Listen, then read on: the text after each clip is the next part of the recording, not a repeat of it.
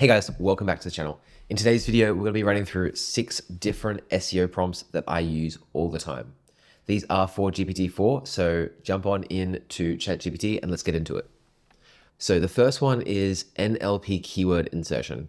So I use the tool Surfer SEO. I'm sure a heap of you guys use something of the sort where you've got a content score and you're doing on-page SEO. I find this an extremely useful prompt just to add that extra bit of keyword density into articles. I've got here, you are an SEO expert. You need to increase the keyword density of a blog article. And then you list out the different keywords. You can get this from Surfer, or you can just add in whichever SEO keywords you want to use. And then you tell it your blog title, your blog information. Now, I'm assuming that you've already written the blog. You just want to kind of increase the keyword density here. What I've found is that if you say here, write a conclusion that is 1 to 2 paragraphs and insert the exact match keywords, this does a great job of just kind of lifting the overall keyword density of an article. So let's click submit and see what it comes up with. Let's have a look and see if it's hit every single one of those keywords. Yes. Yep.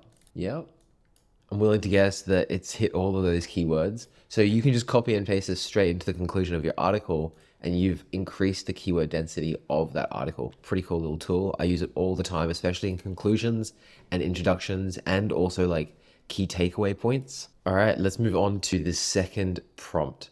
And the second prompt's a little bit different. It's not exactly an SEO prompt, but it's something that you'll probably use all the time. I don't know about you, but I always do mock-ups for different websites. So the other day I was asked to do a mock-up in XD for a client, and I've got here a prompt that became really useful. I didn't want to come up with copy for the landing page and like a structure. I just kind of wanted ChatGPT to give me the structure to use for the actual landing page. So I said here, you are designing a mock-up for a luxury building company called, let's put here, Lux Builders. They specialize in luxury homes within Brisbane and Gold Coast. Here is some copy from their website. All right, so let's search for luxury builders. Let's just find, we won't click an ad, we're not that mean. Let's click on just, a random website. I have no affiliation to this website, just need some extra copy. And then let's paste that into here where the copy goes. So this is assuming that the client or the person has already got a page and you're just copying and pasting the copy in there. And then what it's going to do is it's going to rewrite the copy in the way that you want it to be. And it's also going to create the structure. I'll show you what I mean. So we've also got here that it's an expert UI designer and master copywriter. This is really important with prompting, telling GPT exactly what it is so that you've actually got an expert giving you feedback. So we have here the entire homepage mockup. So we have a hero section. It tells us exactly what we should have. Perfect. And then over here we have about them, the featured projects, why I choose them, testimonials, contact information, and then a footer.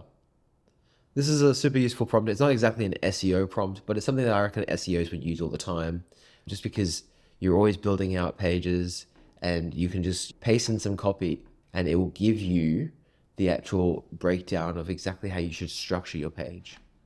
Let's move on to the third one. This is one that I use on a daily basis, and this is fact-checking editor. So you are a fact-checking editor for our blog URL. Your job is to read through our articles and fact-check them for truthfulness. I found this especially useful for any blogs that we've got in the medical field, just to double check that the information is correct. You probably do want to have a doctor or somebody that is an expert in that field checking them off as well, but this just adds that extra level of fact checking. So let's test it. Okay, we'll paste this in GPT-4. We're going to say our website is called Doctors Are Us. Sometimes I put, brackets here for different pieces of information. We are medical clinic. So you could change this to whatever you want, right? So like, say for example, you're a physio clinic. You could say we are a physio clinic or whatever it is. That's going to shape the way that it fact checks those things. And it also shapes the way that it writes the copy back to you. So why I'm asking it to just say yes is because I want to give it as much information as possible. So we've got here just another random website. I've got here an article on what exactly is disease. So if we just copy this and paste it in here, and this is one thing that you will run into all the time. GPT-4 is only using information until 2021. And so, this can be a bit of an issue with some of the fact checking, but I find that overall it does a great job, and it also prompts you to start thinking about some of the issues that are in the copy. So for example, like in this section here under number 3, it says normal aging and disease section. The blog suggests that testosterone decline in older men is labeled as this. This is true, but it's worth noting some additional things. So this is why I like this prompt as well. It doesn't just, pick up on all the mistakes. It also picks up on things that you could improve about it. And I found this just incredibly useful. Every single blog that I publish now, I'm doing this prompt just to double check that it's all good before clicking publish. Let's move on to prompt number 4, Amazon to lasso. This might seem a little bit ambiguous, but it'll make sense in a second. So lasso is a tool that we use. It's called Get Lasso, and it creates these beautiful Amazon boxes around your WordPress site. It's far more than that. It's a whole affiliate marketing manager for your WordPress site. But oftentimes I'm adding in lots of these boxes around our website to try to push people towards our affiliate products. And it's difficult to go and do the research about the different products and to add in these pros and these cons. So what I've got here is a prompt that we've found extremely useful specifically for Amazon products. And the reason it works so well for Amazon specifically is because people that add products to Amazon add them in a specific structured way. So I'll show you what I mean. Let's jump into one of the products. Let's search for bikes and let's open up a random bike product. Now we've got here the about section, and it runs through exact, features and benefits of the product. We've got features in the title here. We've got reviews down the bottom here of what people have said. So we've got all this great information on Amazon. And we've also got technical details about the product. And it's laid out perfectly, right? You've got color, blue, wheel size, this, and this, that. So what we can do is we can actually use Harper. And Harper is an extension to Chrome, which uses GPT-4. If you haven't got Harper yet, I suggest that you get it. It's fantastic for any SEO, or really anybody that's using ChatGPT. And what we're going to do is we're going to paste this into Harper. So let's go through this.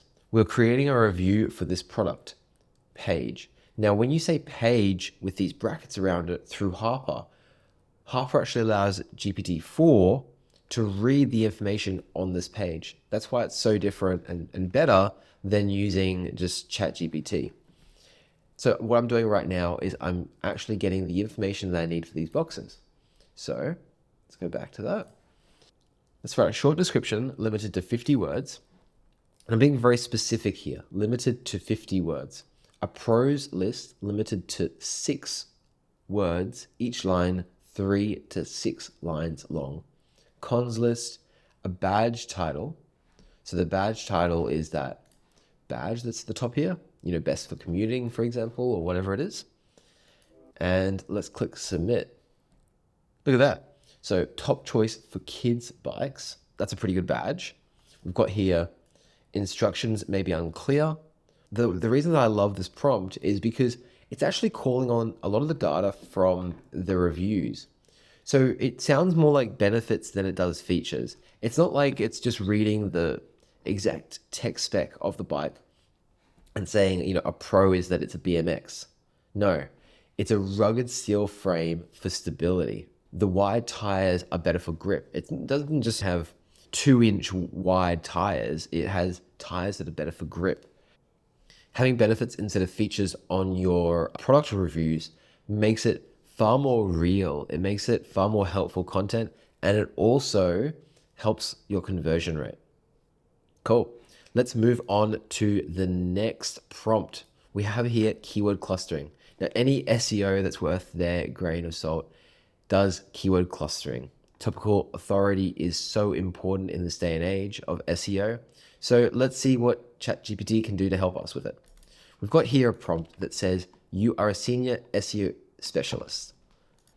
And then it says, your client would like to rank for video editing services. Let's paste it in, see what it does.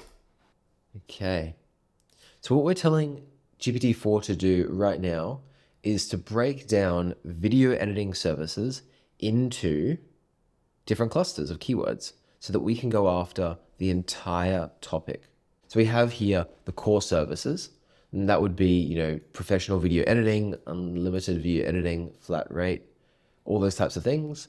We've got here use cases. So these are different types of video edits that people would want done. For example, wedding, music, YouTube, corporate, all that kind of stuff. And then we've got the process. Yep, this is important to rank for video editing for sure. There's a lot of video editors out there that want to outsource their video editing, tools and software, all that kind of stuff. Let's do a follow-up prompt right here. Give me a list of 50 articles to write to ensure that we rank for the above. And what this is going to do is GPT is going to go ahead and create 50 different blog articles that we can write with, we could write them ourselves, or we could use a one-click AI writing tool, for example, like auto blogging. Auto blogging is an amazing tool that just essentially allows you to add this title into a field and click generate, and it'll just create a whole blog for you. And then you're building your topical authority on each of these subjects. GPT-4 has finished the 50 different articles, how video editing services are changing. Yep, that's perfect. So these are fantastic. Adobe Premiere is definitely something that we'd want to rank for if we were going after video editing services. The benefit of hiring experts. Yep, that's great. Now I've also got a follow-up prompt to this. We have here, we would like to ensure that we're interlinking between these articles, create a table that shows me the relationship between them. So let's have a look. So it is telling us that blog 1, why choose professional video editing services, would interlink to blogs 5, 9, 19, 23, and 41. Let's have a look at that. 41, for example, comparing in-house versus outsource video editing. Why choose? That's perfect. 23, Premiere. Yeah, we could definitely link to Premiere in there. Creating silos for your SEO content is it's something else to wrap your head around. And having a tool that can just do this for you is just incredible.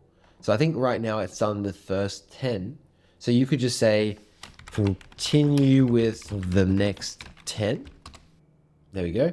And you could just continue this out until you've done all 50. You can one click generate all your content with auto blogging, or you could write it yourself if that's what you'd like to do. And then you can interlink all those articles together, create nice silos for each piece of your content. You could even ask GPT-4 to categorize each of these blog articles as well if you wanted to, have it put them in different categories and different things like that. Overall, a super useful prompt for any SEO. Let's move on to the last SEO prompt that we have here, parsing URLs.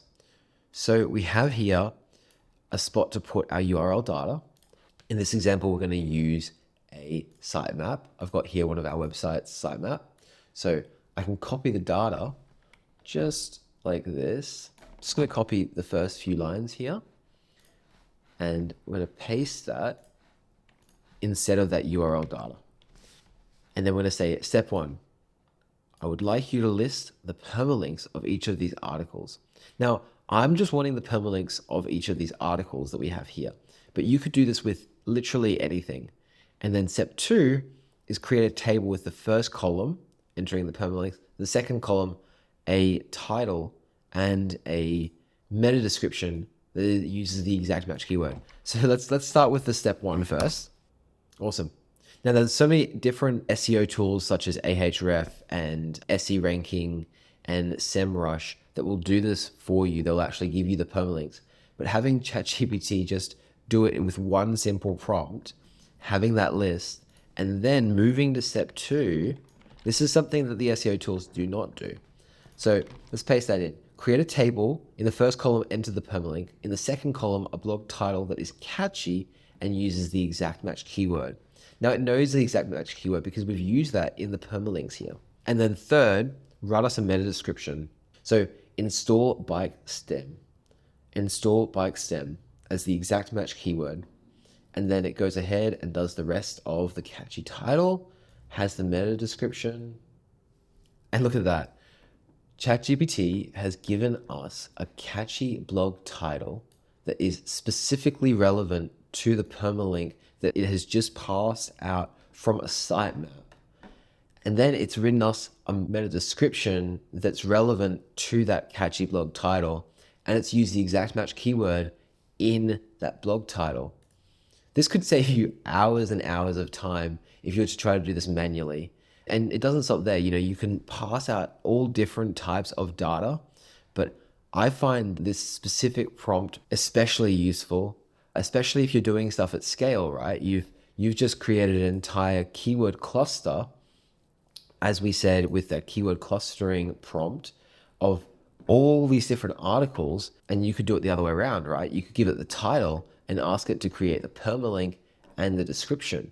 The possibilities are really endless. You could do it whichever way you wanted to. It's just amazing what you can do with GPT-4 these days. You just have to think creatively and analytically about the prompting that you're doing. And there you have it. If you found this video useful, please hit the like button, hit the subscribe button if you would like more content like this, and I will see you in the next video.